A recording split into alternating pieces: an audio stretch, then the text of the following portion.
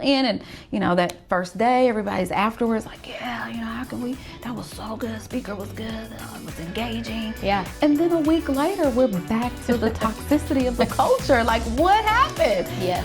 And so I just knew that whenever I was out and about training, that I wanted to provide something a little different that would give the follow-up and accountability to what we've just learned. Yeah.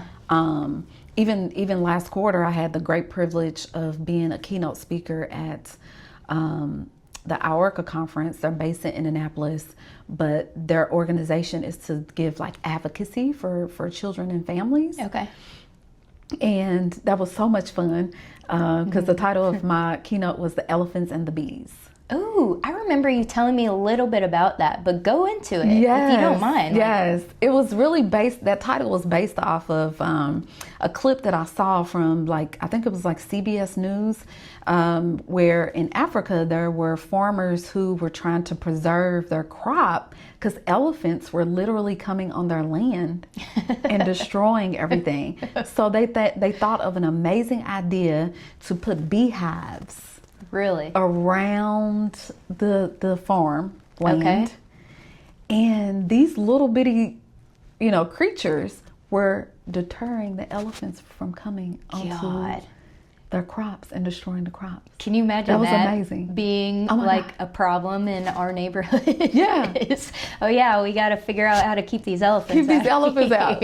Yeah. I thought that was a genius idea though. But from that clip, innovative. I just thought how much more can we as humans, when we see elephants, when I think of elephants in the room, that saying that we use. Yes. The elephants to me was symbolic of conflict, was symbolic of danger or something chaotic that tries to enter your field, your space of productivity, your space of harvest, right?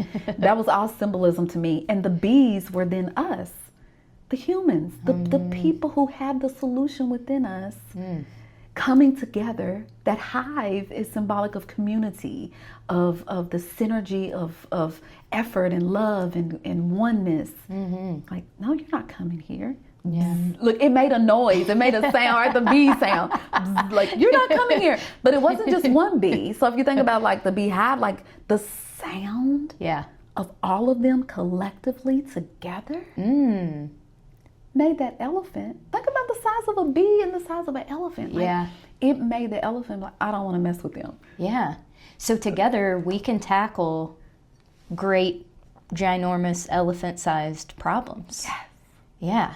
Yes. Man.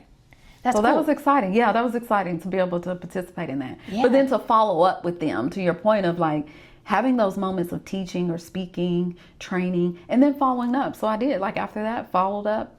Once a month, even after that, hey, remember this, these nuggets of information, and how are you applying them to your workplace? Yeah. How are you applying them actually to your day-to-day and your interactions with people? Yeah.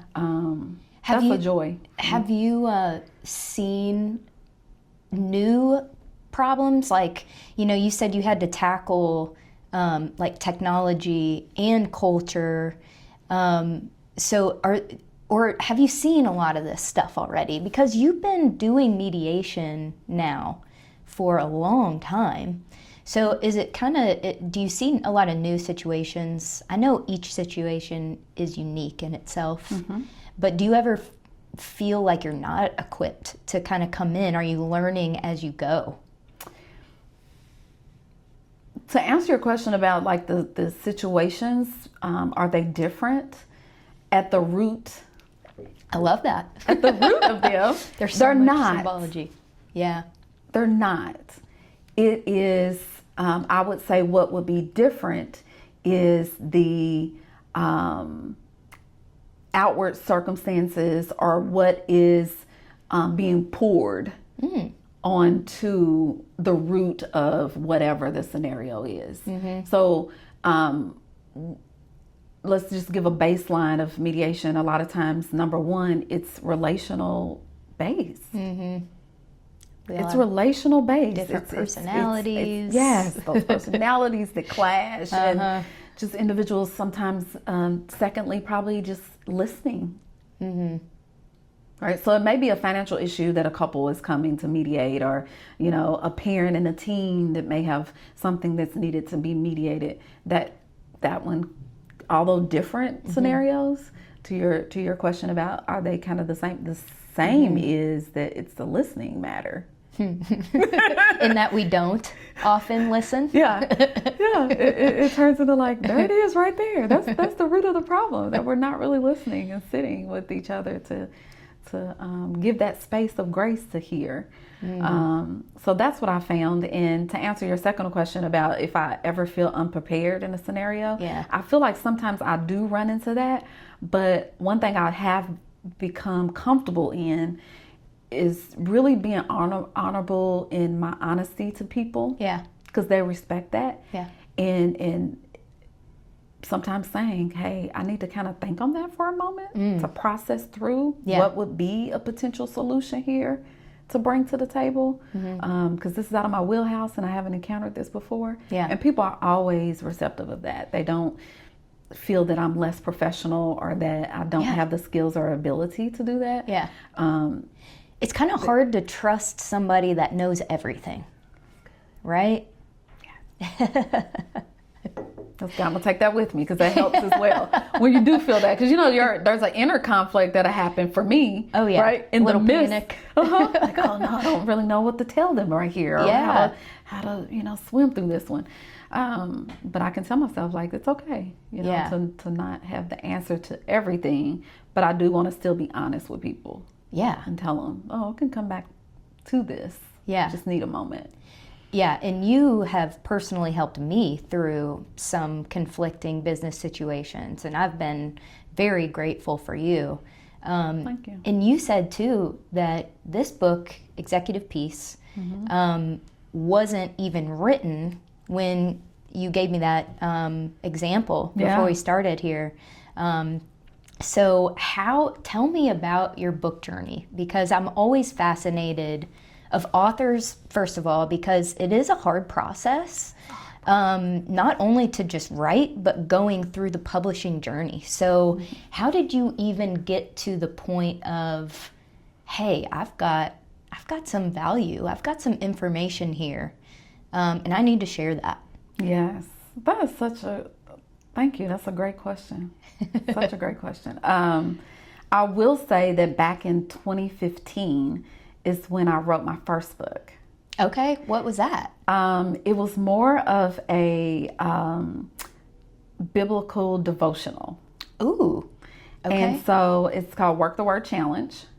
And so I wrote that book, and I always tell people that writing your first book or any book thereafter is honestly like birthing a child. It is really, honestly. So when you be like, this is my book, baby, like you need to like cuddle it and everything, like protect it, because it is like birthing a child. Like you literally feel, probably like contractions like a real baby, but your body feels the tension of it. It feels when it's almost to that time of release. The release date of it and people actually ordering it, you feel all of that in your body. The relief of when it finally like gets its first purchase. Yeah, well you're very vulnerable. This is your inner thoughts and beliefs, and in your case what you do professionally and what you teach other people and bring into these mediation sessions. Yeah. So you're putting yourself on the line by doing that. Absolutely. So it is. And too, like relating it back to birth, whenever you just get to pull that information out of yourself. Yes. Like I know that a lot of times when I'm stressed out or I have a lot of things on my mind, friends or other like business colleagues, they tell me like, write it down. Yeah. And it might not solve anything. I might never come back to it, but the fact that I was able to, again, just release that information, it's like I don't know what it's like to give birth, but I would imagine it's a whole heck Very of a lot of similar. relief. Yes. Yes. After they're out and they're healthy. That's right. And, That's right. You know? Yeah. And that's a very therapeutic way Yeah. to approach that, to your point of just writing that out. And for some people, when they think about like writing or being an author, there becomes some fear involved in there because they're thinking like New York's best selling, book. It's like, no, a lot of times it's really for you. Yeah. First and foremost, Yes. It's for you, Yes. the audience of one. Yeah. So that you are releasing that. I've had people, I know a lady who wrote a book about something. It was her story. And I encouraged her, put it in a book, even if it's for you, because it's about legacy, your story's being told. And when she wrote it, she didn't release it. Really? And she felt so much better afterwards, to your point, because it was more about her birthing what was sitting inside of her. Yes. And she needed to let that out. And so I encourage everybody to like write. It's not about, don't take your mind there. Like, are people going to receive it? Are they going to buy it? Is it going to make me millions? Is it going to be able to New York? It's not about that. Yeah. It is about you. And it's about your legacy, because it may be something that post you being here in the earth, you still leave something that remains. Yes. That is so powerful to me. Like, you leave something that remains like here. That's so true. It's like they said, like, he was here, she was here. Like, your book. Yes. Yeah. It's one of those precious things. Forever in the ethos. Come on. It's on Amazon. Come on. If you have kids, you can pass it down to them, especially if it's a personal story. I mean, yeah. It's powerful. I would want something from my parents, to know things that they never told me while they were alive. I would love to have that wrapped up in a book. Do you know who Rick Rubin is? No, I haven't heard of it. He's a really famous music producer. Okay. Produced like the Red Hot Chili Peppers and just a bunch of very well-known bands. And I've heard him say that he always creates things that he likes. So to your point, he's creating for himself. And because he loves it, he's passionate about it, but then other people love it too. And not everything, but if you're attacking something by like, are other people gonna like this? It's probably not gonna end up being very good. So you have to write it for yourself. You have to do it for yourself first. Yeah. Which leads me to your question about how did this, evolve. It was me taking that first step in 2015 to do that, which gave me some confidence in writing. It gave me, I did that book, Work the Word Challenge, because it was for me. I wanted a challenge that would help me remain consistent throughout the year in my biblical reading. And so that gave me confidence, and then I shared that, and then I got response from it from people based on something I love. They begin to love it. And then when I sit down with this last year, I was like, I have experienced some things. I don't want to like discredit all of the experience that I've gained in corporate America and being in management and being in, executive administrative positions and starting my own business and seeing the struggles and all the things that you have to press through no matter what, and conflict internally and externally, trying to keep you from being the leader of leaders that you are. And I was like, wait a minute, I'm gonna put this in a book. This is important. And that's where it came from. And I took the already built up confidence that I had and then loaded and downloaded my experience and put it in here as a resource for individuals who felt. I want people who experience what I've experienced to know that, number one, you're still a leader despite conflict. And you do not have to sit yourself in the backstage of a culture that is not honoring your leadership. Because there are cultures that can make true leaders feel as if they're not supposed to be in the forefront. So then they remain behind stage, and that's not it. You gain executive peace, you could stand in your executive presence, which is one of the chapters in the book, executive presence. And so it came from a heartbeat from me because I know what that feels like. And I wanted to speak directly to that leader of leaders because we're in a new era.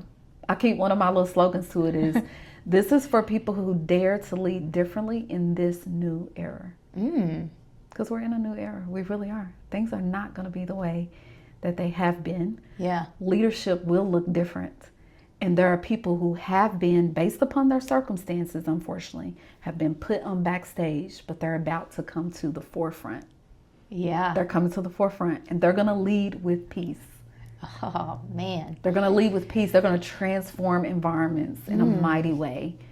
And so I'm excited about that. What's one of the tools maybe from the book in which a leader of leaders could, be equipped to step onto the front of the stage? Yeah. The beautiful thing, there's some QR codes in here that link people directly to research. The reason I called it a high stakes corporate mediation guide is so people can keep going back to it. This is not going to be a book somebody's going to put on a shelf and just never look at. Like if they really activate this executive peace concept, they'll go back to it when they enter a situation and be like, okay, this is a new scenario for me on my job or in my leadership role. How do I go to, page 55 and scan this QR code and pull up the conflict resiliency sheet? Is this stuff that you've created? Yes. And then put QR codes too? Yes. So this is all your information? Yes. Wow. Yes. That's smart. Yes. And so I can use it. Yeah, and it's a way to have the same vocabulary, probably, the same teachings, the same outline. It's all your information. Yes, all in one place. Yeah. All in one place. I will tell you one person that you graciously, I think you kind of got us to connect it somehow, but they teach courses on a university campus, and it deals with like executive leadership for like nonprofit work. And honestly, they said, hey, this will be a great resource for the students.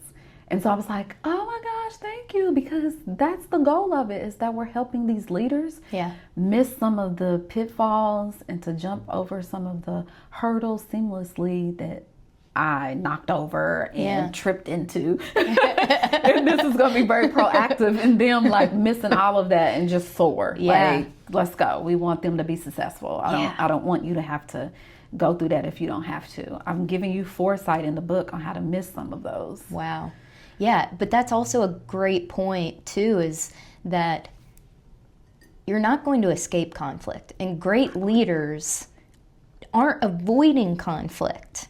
We are learning how to navigate through it with grace. Yes.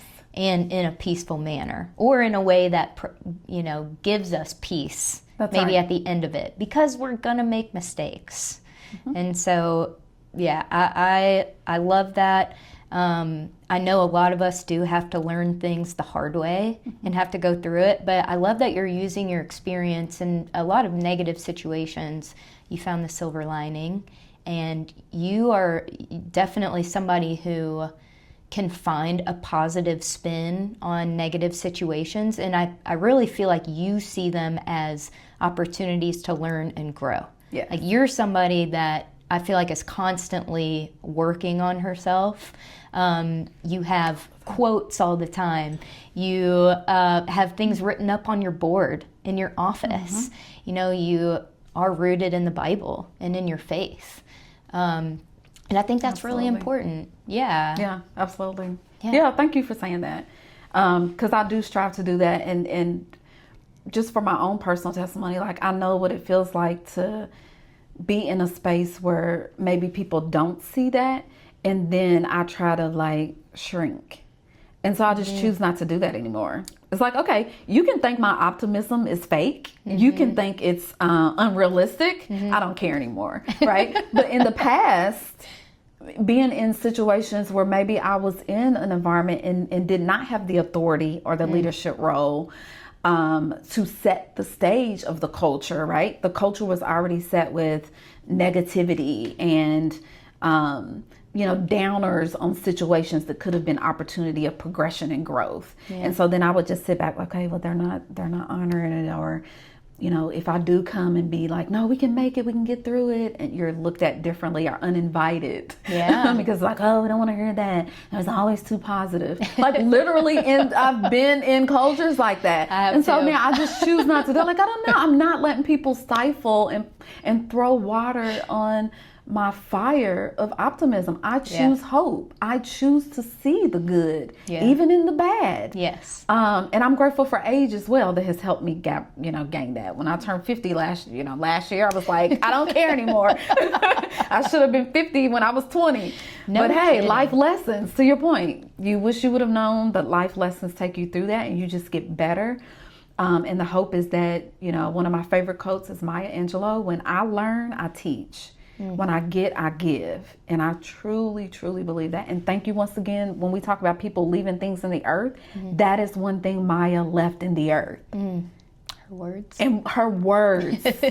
And that is one of my favorite quotes of her. And I will honor her with her words. Yeah. And she's still present through those words, right? So I can speak that. And how that quote impacted me, I live that out. And so our hope is that we can duplicate that, multiply that. Hopefully some things that I've written here will live beyond me, and people will begin to say, oh my God, I remember in that executive peace book it said master conflict or it'll master you. Yeah. A.L. Stark said that. Yes. Thank you. Right? You're giving me chills. Man. Yeah. So you talk about Maya Angelou. Are there other executives or anybody that you look up to that maybe exemplify what executive peace looks like, or ways that they do lead their teams, or just kind of navigate their own business that you say, man, I want to emulate them, or they're a prime example of what executive peace looks like? Wow, you threw me a hard one, man. Oh no! It's so many people that I learn from. Like I just get nuggets along the way from so many people. Another quote that really sticks with me and that I kind of use as a core value in my life is, some things can be taught, but then some things have to be caught. Ooh. Ooh. I live and I that. just catch things from people. So it's probably hard for me to put like one thing, because I can even use you. Like it's certain things that you do, the way that you maneuver with people, your genuine authenticity. Like I catch that. That's not something you're sitting and teaching me. But I catch that from you. Like even in your business endeavors and how you run the route, I catch those peaceful, just like gems that you throw out and you don't even recognize that you're doing that. Well, thank you. So it's hard for me to put one person to it. Yeah. It really is. But you are an observer. And you are just kind of taking, maybe it's famous people, but it's also people in your everyday life. To me, I'm glad you said that, because, for me, I'm not a starstruck type of person. I've never been that way. I don't know why I'm wired that way, but I am. So for example, like Michelle Obama, like I love her. So a friend and I she was in Louisville, Kentucky one year, and we went to see her. And I was so excited. Of course I took pictures and we were like, Michelle, come. But I could be around quote unquote a famous person and I see them as like, they're me. Like they're just like me. Like they're common people. Like I don't just like go crazy about it, if that makes sense. Oh yeah. And I feel like I treat them the same way as we would say an ordinary commoner, day-to-day person, because I can look at a day-to-day person, or let's just say I am meeting with someone, let's just say a teacher. I'm gonna just throw a teacher out there because I want to honor teachers. They're superheroes. They're super famous to me. Yeah. So not really showing favoritism. That's a good way to put it. Yeah. I just don't. Because I feel like one of my slogans is, you are a solution. I feel like in every person I meet, every person I encounter, there's something in them that is a solution. And I respect them in that way. Yes. Whether they're on TV, whether they're on social media with 10,000 followers, or they're a person that says, I'm not even on social media. I'll give you my cousin. He lives in Atlanta. He's an amazing coach. He is a teacher of physical ed in his school there. He's famous to me. And there's a lot of people that don't know his name because he refuses to be on social media. Yeah. Some people just kind of naturally shine. He shines. Yeah. So I would want to be around him all day, every day. Yeah. And so I think sometimes even our worldview of certain things, there's certain quote unquote celebrities or famous people, I probably would only just want to be in their space for 5 minutes and I'm out. Yeah. So that's why I'm not really moved by, I guess, that cultural status of what famous means. I guess I have my own definition. Of that for people when I encounter them. I love what you're doing, like to sit with people and know them. Like, you're phenomenal. I wish more people knew you, right? It's like more people need to know you, like you know, that they're just great people. Like my neighbor across the street from me, like he's amazing. He's like a 3rd generation firefighter. He's an amazing man. Yeah. I think Gully from Harriet the Spy said something along the lines of, there are as many ways to live in this world as there are people, and everyone deserves a closer look. I agree with that completely. We have to stop generalizing people and get to know people on an individual basis before we judge. And everybody has a story. Everybody is a solution, like you said, and everybody exemplifies what is on the inside, right? So if we want outer peace, we have to have inner peace. We have to have inner peace. Yeah. And I remember whenever you did a midday momentum event with us, you spoke on some of this executive peace and mediation, and a big portion of it was about inside and how we even define peace, right? Yes. How do we define that? And that was a question I ask everyone so that we can see where everybody's kind of connotation of that flows from. And you segue right into chapter 1, because before we got into the strategies in this book and the QR codes that can be utilized daily, chapter 1 is self-mastery before strategy. You have to master yourself. It's the inner conflicts that get us. And we have to, once again, get to the root of where those things come from. What makes me uncomfortable in a boardroom? I used some scenarios in there and used myself. Honestly, I remember one time I was in a boardroom when I was working for the courts, and I had a supervisor who was genuine. She was a people person. She loved the people that she supervised, and she recognized that every meeting we had, my demeanor would change. My body language was displaying frustration, and I didn't recognize it. She didn't call me out in front of everyone. She waited till one of the meetings was over and she called me to her office and she said, I'm just concerned about you. She said, it seems like every meeting, you know, I can tell on your face, you're not happy, you're annoyed. I was like, oh, wow, really? And to help people to love you enough to at least mention things to you. When I left her office, it lingered for days after that of self-examination, self-mastery, to look at where is that coming from? And after I sit with that, it came from me feeling disregarded. And whenever I feel that my voice is not being heard, I go to a space. And what they were seeing was the inner conflict. And I didn't realize she exposed it. It's on your face, girl. She was like, and I was like, really? And it's because in those meetings, I was feeling unheard. And so they just got the gist of that. But she let me know also that how it changed the culture and the environment when I would begin to display that, because that inner turmoil was rising. So I sit with that, even as I was writing this book, and I was like, wow, that scenario helped me see that if I could be in a boardroom or in a meeting in my body without me speaking what the conflict is. Yeah. And sometimes not even knowing it. Unbeknownst to us, sometimes we don't know it until we really sit with it. Or sometimes go to a counselor. I'll promote that. Going to a counselor to really see where those roots are of certain things that make us react. Yeah. I was able to get some victory there, but I thought, like, if my demeanor with that conflict can shift the room where people are like, what's wrong with her? What's going on? Something must not be right. Oh, I probably need to talk to her afterwards. Mm-hmm. What about if I show up as my optimistic self? Oof. What if I show up with my peaceful self? You know what I'm saying? Like, yeah. How would that shift the room? Simple, yeah. That makes me so excited. An attitude shift, a perspective change. Yes. How does that shift the room? Makes a huge difference. Yeah. So when I can help, and when we can help people see that, yes.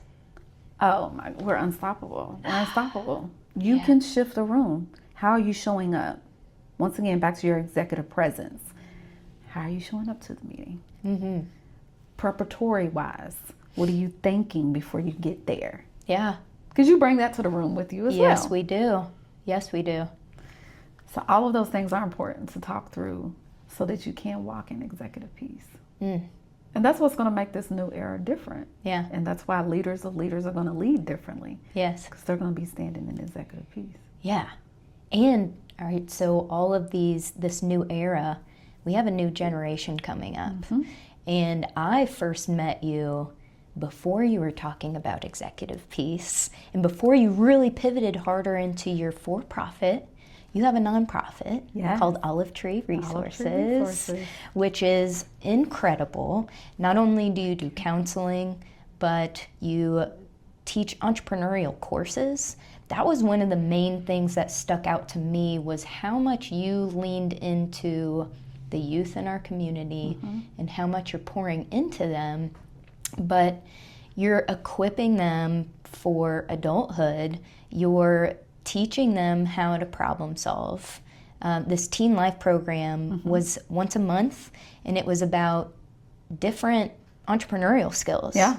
Right? Yeah, that are necessary for them, no matter what field that they desire to go into. Yeah. The sessions were made versatile enough to hit any sector that they chose. Yeah. One simple one is just customer service.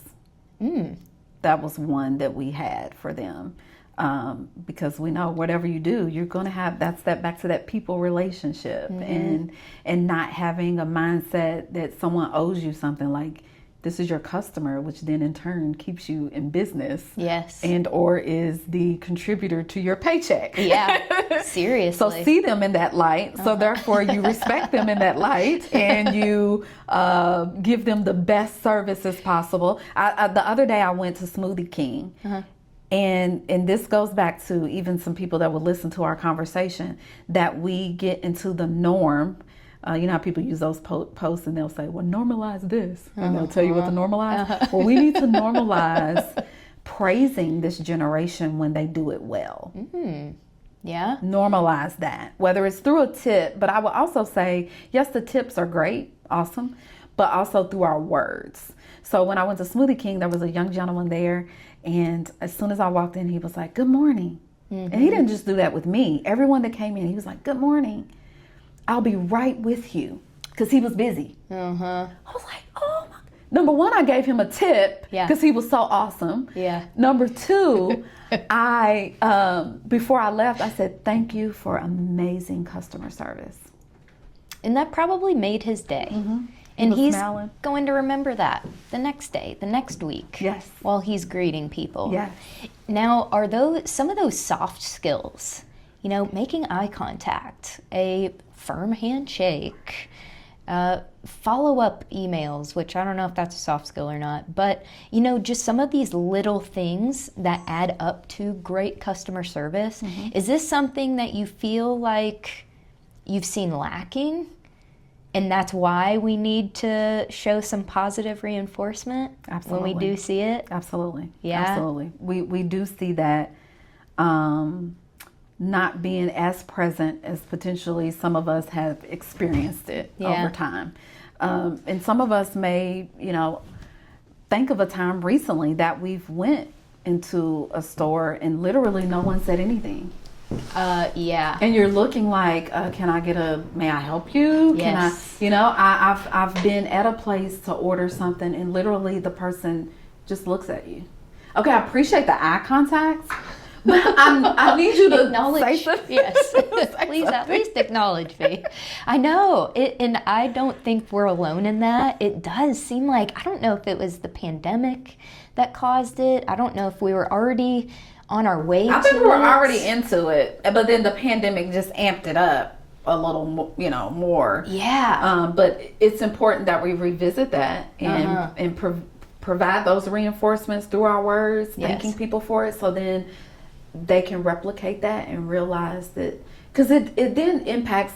Well, I will get into something that I probably shouldn't do, but it helps our brain. It helps our brain. It really does help our brain. The reinforcement, the thank you to the gentleman, like you said, it may have made his day. What happens? The dopamine begins to fuel up and flow. So it's like, I want to do that again because I loved when that person just told me that. Yeah. And it reinforces them to have the confidence to keep doing what they were doing. Yes. And to acknowledge it. So I do think that we should do that, especially for our young generation, our teenagers, our young adults, as they're maturing. And that's why I enjoy what I do through Olive Tree, to help prepare them for that process in their life. And their parents may have told them that also, but to have a space and a place to reiterate it is important. School may have told them that, but to have another place to echo that. That adolescent stage, that's why we say, we gotta keep repeating ourselves over and over, and they annoy us. That's what they need, repetition. Every place they're in, people are echoing the same thing to them. And then what happens as they're evolving as young adults, they're like, they go back to the reservoir of all those seeds that we've planted. And they remain rooted. I'm gonna keep coming back to the root.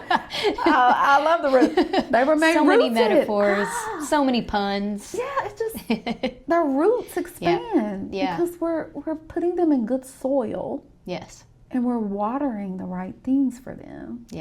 That's what we want them to be established.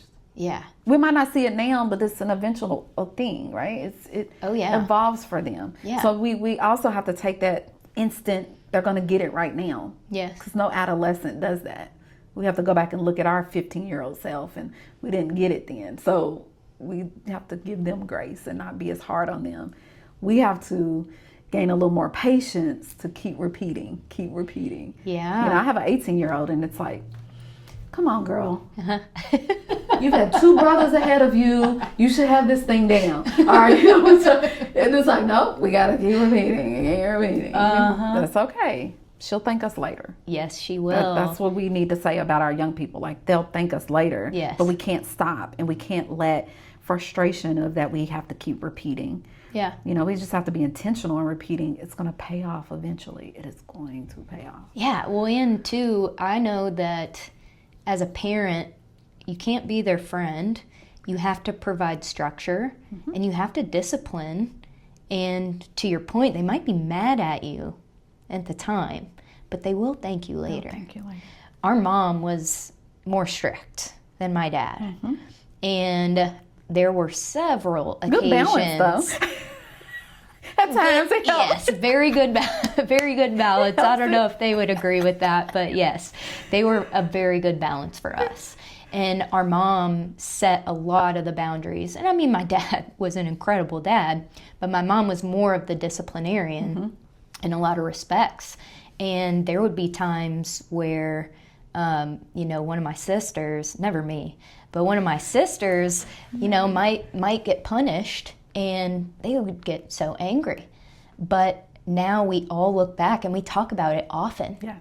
How thankful we are for that discipline that we had, and we run back to her because she set those healthy boundaries and provided that safe space to mess up, but there were consequences for our actions.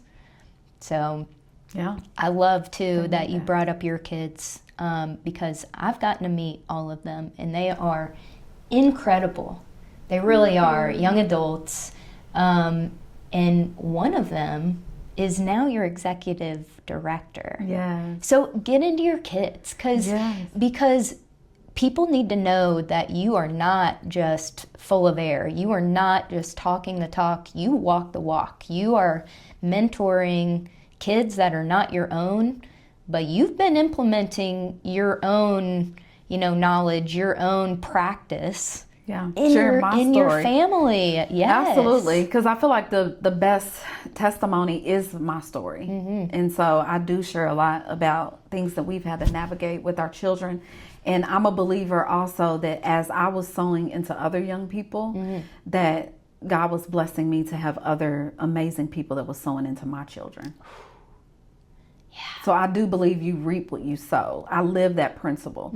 So as I was sowing into other young people, I was just in my mind always thinking, someone was coming along to sow into my children because I don't have everything that they need. Yeah. And I want parents to be encouraged that will listen to this. You do not have everything that your child needs.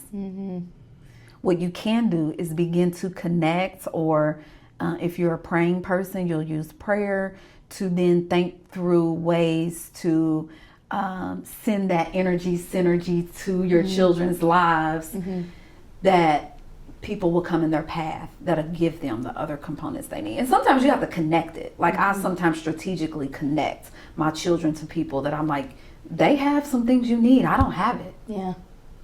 And so hopefully that is helping them recognize that as they're maturing, that they don't have everything. So I try to model that for them.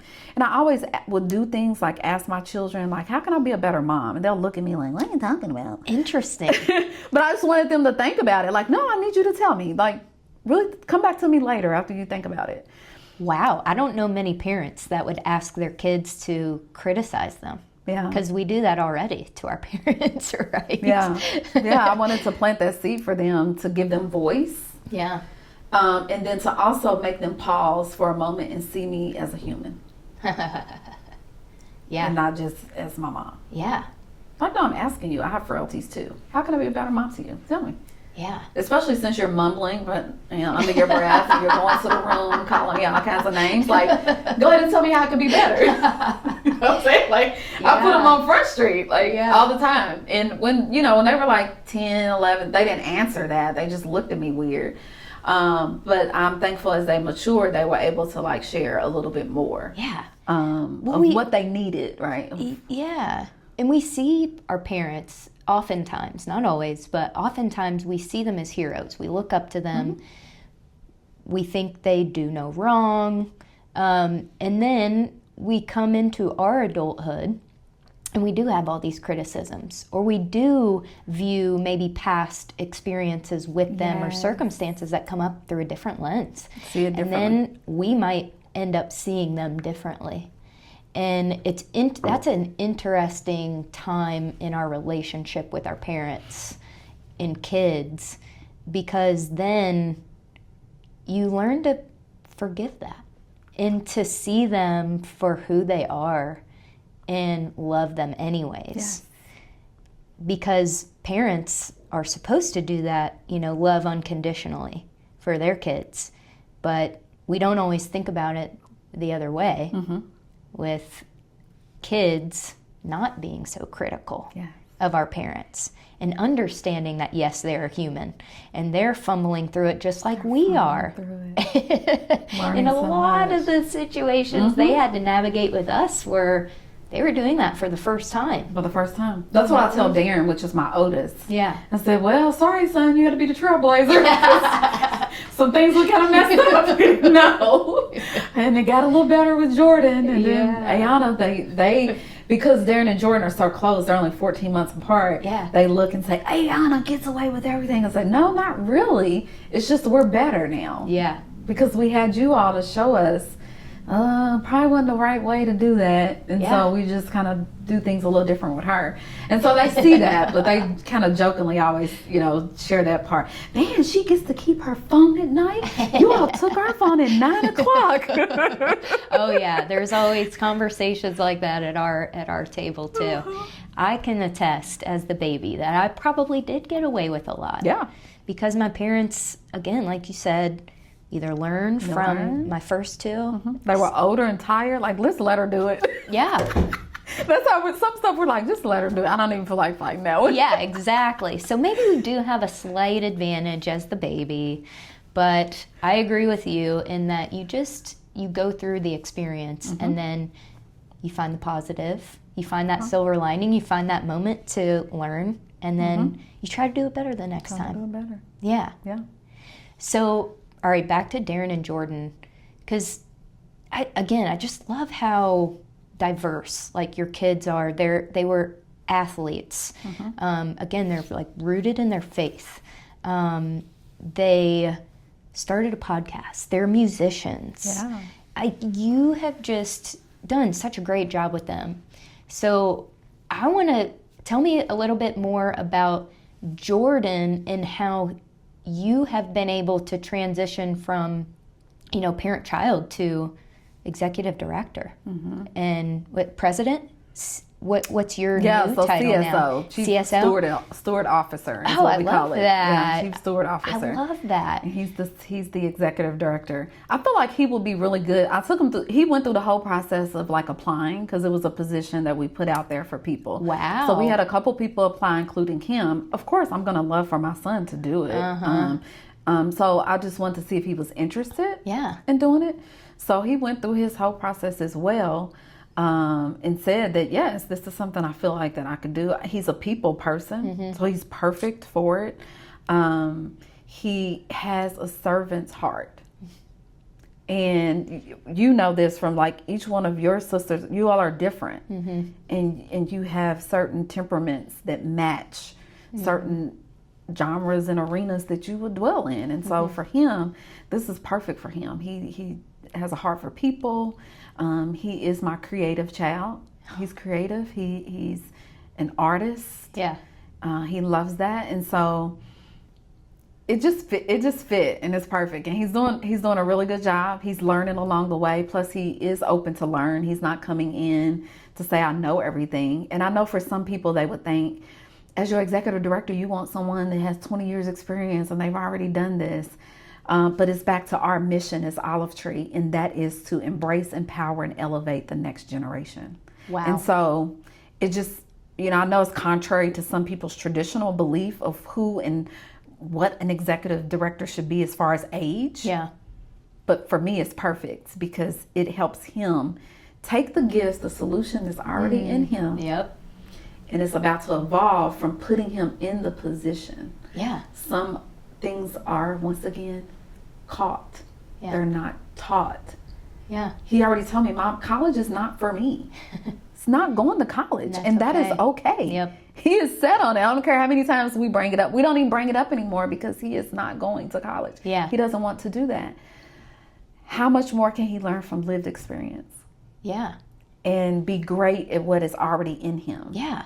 Well, and too, sometimes it's good to not have somebody who's so experienced in a certain industry or position, because then they bring in such a unique perspective because they're thinking differently.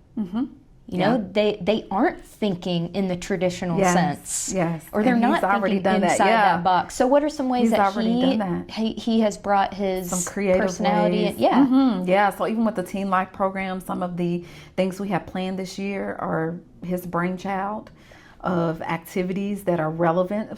Plus he's closer to age to the teens because he's 22.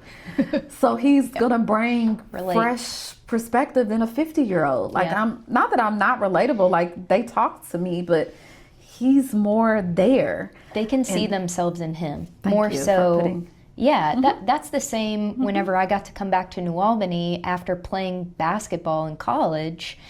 And I was able to get on the court with those high school girls. And so they could see, again, themselves in me because I was not as far removed from their situation than maybe the head coach was. And I could offer different perspectives. Absolutely. I could see it from their angle a lot. And somewhat advocate for them at times, right? Exactly. To say, hey, I kind of see what they're saying. XYZ, and you're heard by the other authority. It's like being a mediator. You're a mediator. I'm giving you that title. You are a mediator. Brigid is a mediator now. You are serving as a mediator. Wow. Being a solution. Yeah. Yeah. Bridging that gap there. Yeah. Generational. So I'm excited about him. He's doing a great job in his role, and he's only going to grow from it. Yeah. Will he do that forever? Probably not. But I'm so grateful that at least from the things that I've done so far, it's giving him a platform to learn and basically go through college. Yeah. Hands-on college. Exactly. He's going through hands-on college right now. He's probably learning more in his role now than he was in a classroom. Yeah. Yeah. And he came from podcasting. He came from podcasting. Yeah. Him and Darren started, it was Darren's brainchild, and Darren is still in podcasting because he's just good at it. To start a podcast called Just Different. So those episodes are still out there because they did an amazing job with Just Different. And it grew them to a great audience. I knew that they were doing something impactful when we went on vacation to Memphis one year. And we went to a popular breakfast spot there. And the lady was checking me out, my husband and I, out from our bill that they were on. And that never changes. Yeah. and the lady helping us said, "Is that just different?" I was like, "What?" No way. And she said, "Can you ask them, can I have a picture and an autograph?" No I way. said, they are seriously making impact to people. And so I went outside and got them. I said, "Well, go in there. She wants to talk to you all." Wow. And so I was like, well, good for them. That helped me to be a believer. Because at No first I was kidding. like, you all need to go to school and stop this podcasting. No, they impacted people's lives in a major way.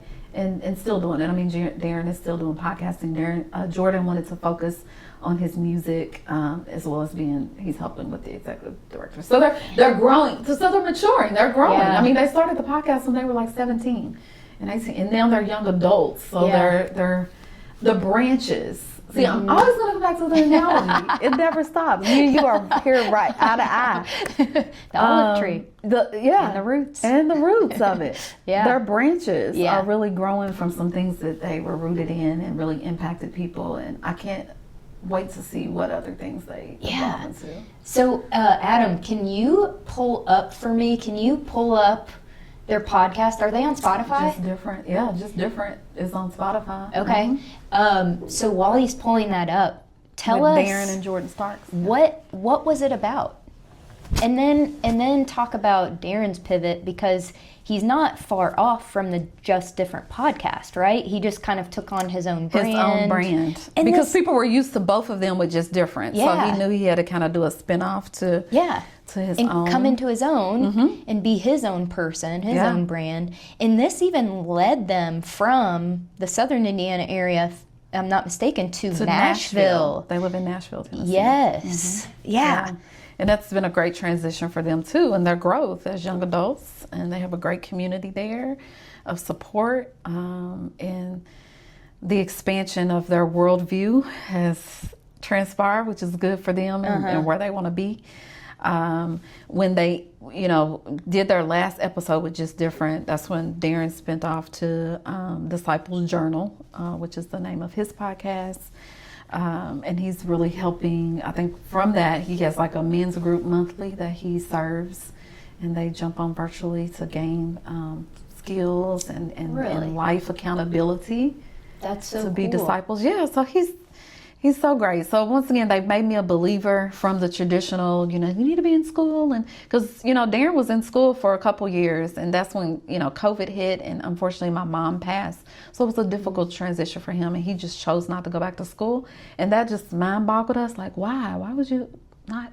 It was a great school, you had full ride. Yeah. But he proved that following his vision, his dream for himself, his solution that's in him is paying off to impact like thousands and millions. Like they have millions of followers, but millions of people. So that allowed me to say, okay, sit back, Mom. Don't put your views and what you want on them, which it's hard sometimes for parents to do that. So sit back and let them explore, like they're learning. Yeah. Let them be at peace with their journey. And so I'm proud of them. They are my children, but they are wonderful human beings. Like I don't say that they are great people. I can attest to that. They are great. Just every interaction I've had. Yeah, just so respectful, so kind, seems so knowledgeable, so grounded. Yeah. And yeah, I mean, they're learners. Like, they're always seeking to learn as well. And I like that about them. It's important. You know, when they were living with us, one thing I really admired, and it has inspired me, is Darren's discipline. It's a very disciplined individual. Huh. Routine, and I call him a minimalist as well. Okay. Because he doesn't need very much. He's like, I want to maximize life, but not a lot of stuff. Yeah. And so he really inspires me. All of them in their own way, but him being the oldest, I looked at that and observed that about him, and yeah, I guess I could say it added to even some of my work now, to be disciplined, to see his. You know, yeah, we can learn from the young people. It's well, okay. Yeah, we absolutely can and should. We absolutely should. And you even got inspired enough to start your own podcast. Yes. Yeah, so name the podcast. Yes, Tell us where we can find it. 2 sides, 1 solution. And because Darren is so great at podcasting, right, we're going to, for me as the facilitator and host of this podcast, we're going to talk all things mediation. I want people to recognize the value of mediation, what it can do, and that, to our point of our conversation earlier about how I said you mediated with that basketball situation, like, people are using it all the time and they don't realize that they are. Yeah. But how can I introduce more soft skills to give people more confidence in it, and help us be our own solution when those little fires pop up, and we can, like, not make them forest fires. Yes. We can deal with them at a small level. And not have to call an attorney or go to court. So we're going to take a drone perspective, is what I say in the podcast. I like that. We're going to take a drone perspective of 2 scenarios, and we're going to find the one solution in that. And I'm having people send in scenarios as well. Okay. And we'll talk about them on the podcast. Oh, we'll get the solution. That. So I'm excited about it. And Darren's helping me with that, because he's just so good at podcasting, but he's helping with that. And everything will be released this month, actually, in January 2026. The episodes will be coming out on Spotify. He has me on all the platforms. I don't know. I know Spotify's one. Okay. YouTube, some other ones as well. He told me, Mom, all of them. And I'm thinking, I don't know all of them. I don't either. I only know the main few, I think. He's like, no, Mom, put you on all of them. I'm like, okay, go ahead. Yeah, I think podcasters typically say, or wherever you get your podcasts. You get your podcast. Yeah. That's a good way to put it. Thank you for that nugget. All right. So I like to ask every guest this. Since this is Fruit of the Root, and the idea is that this co-working space is about the people. That's where the value comes from. It's not the physical spaces. It's the people that fill them, and the fact that they get to meet each other, and they're already so engaged in the community, so giving in their own ways. Yeah. What are some ways that you've gotten to experience some fruit of being in the Root? The people, most definitely, as you stated, the interaction with new people and meeting new people, the events, the networking opportunities that are available here at the Root expands your business, expands you as a person. It allows you to lend your fruit to people, and it allows you to go, like, eat from their tree, right? You pull some fruit from, because people are giving. I feel valued at the Root. I feel that what I do adds, and it's an asset to what is being produced here. And so it makes it safe. It's a safe space. It's a loving space. It's where people definitely should meet. I always say this about every city, but we're particularly in New Albany, Indiana. But the downtown of every city is the heartbeat of the city. And I'm so grateful that the Root is in the heartbeat of New Albany, Indiana, that it is in the heartbeat of Southern Indiana, because it is providing a lifeline for so many individuals who are established in business, as well as those that are upcoming in business. And I know your heart even for young people who may go into business as well. the root is that place for that. And so I'm so thankful for you and Mark for being a beacon of light, for your family being a beacon of light, for this facility to be a beacon of light in this community and beyond. It expands even beyond Southern Indiana. So thank you for that. Oh, And that's what the root means to me. wow. That's It's amazing. a powerful force in my life, so I appreciate it. I don't take it for granted either. My time here and what I've gained here, how I've grown here, Yeah. how my tree has grown here. Yeah, it means a lot. So thank you for that. Wow. Well, that was amazing to hear.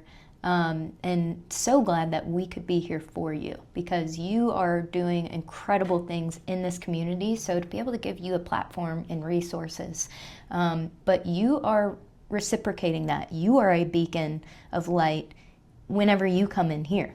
I mean, your presence is felt. The peace that you do bring into the room, I mean, you exude it. So I thank you for being such a great supporter, such a community advocate and champion.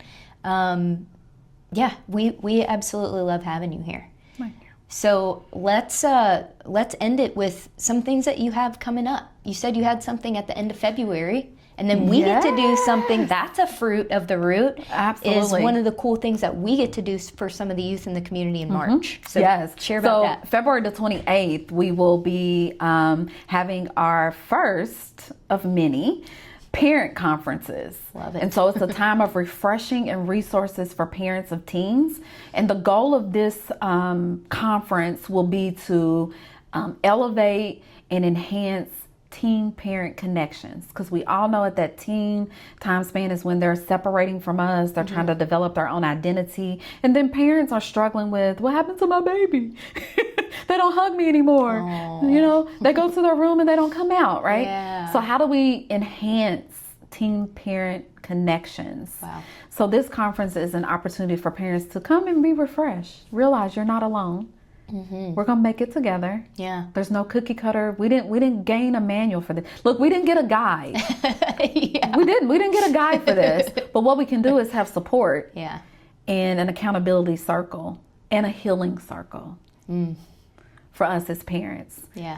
Because I always tell people, when parents heal, children heal. Yeah. And the conference is going to do that. That's on February the 28th. Okay. The last Saturday of February. And then in March, we get to work together in what we're calling Connection Keys, where we're going to have some local high school students to come, sophomores and juniors from high school, that will come here to the root, the heartbeat of our city, right? This is the city that they're raised, that they learn and they have fun and they grow in. The hope is that they stay here and flourish with their families. Yes. Or if they choose to go away for a little bit, that they always want to come back home.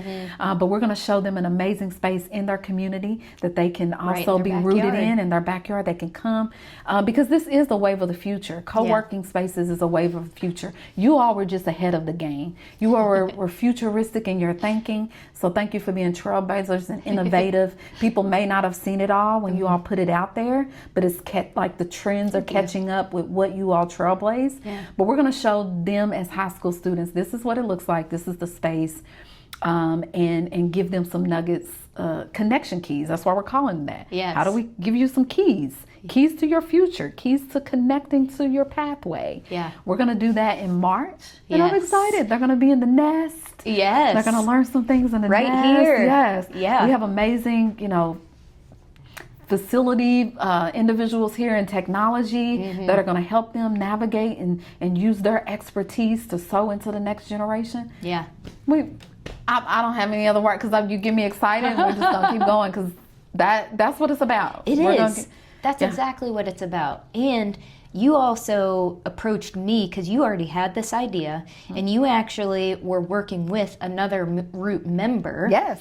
And she Susanna. and Susanna is the president right now of the Rotary Club Absolutely. in New Albany. Yes. And so you guys are leveraging, your positions and your skills to create something amazing. And collaborate. Create and collaborate. Yes. Yes. And some Rotarians will be coming as well. Yes. On that Connection Keys Day in March.